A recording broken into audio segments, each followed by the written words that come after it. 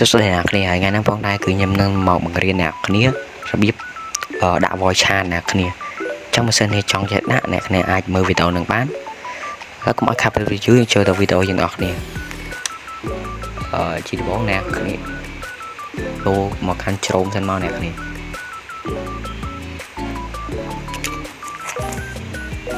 ហើយអ្នកគ្នាស៊ើយតាមខ្ញុំមកអ្នកគ្នា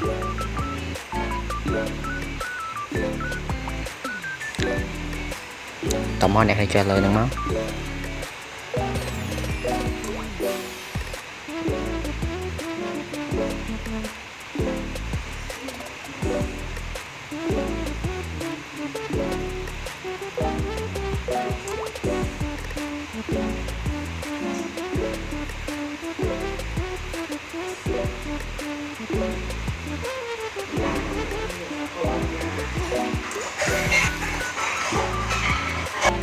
ហើយអ្នកគ្នាជ្រើសរើស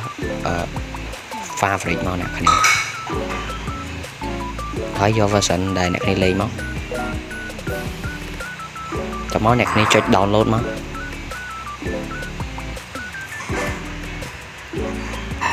របៀបដាក់មានន័យថាទេអ្នកគ្នាចូលមកកាន់ Minecraft មកហើយអ្នកគ្នាចុចអាកន្លែងនេះមកនេះតបទៀតអ្នកចុចកន្លែងសញ្ញាត្រី3នេះហើយចុចពាក្យថា download នេះអាកន្លែងទាញយកហ្នឹង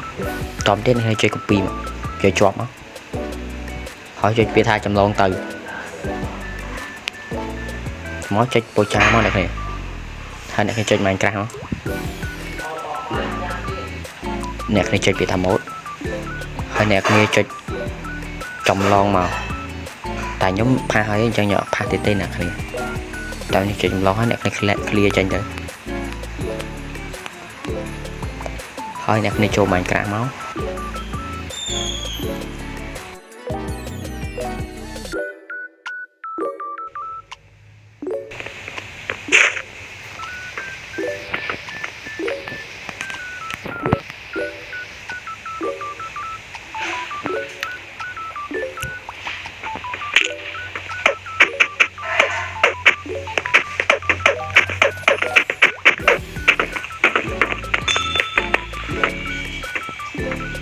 តបទៀតអ្នកគ្នា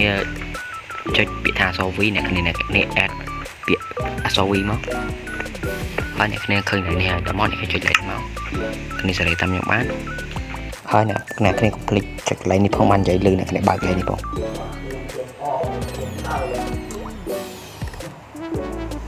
អ្នកគ្នាចុចលេខហ្នឹងមកហើយអ្នកគ្នាភ្លេចបើកនេះផងបាននិយាយលឺ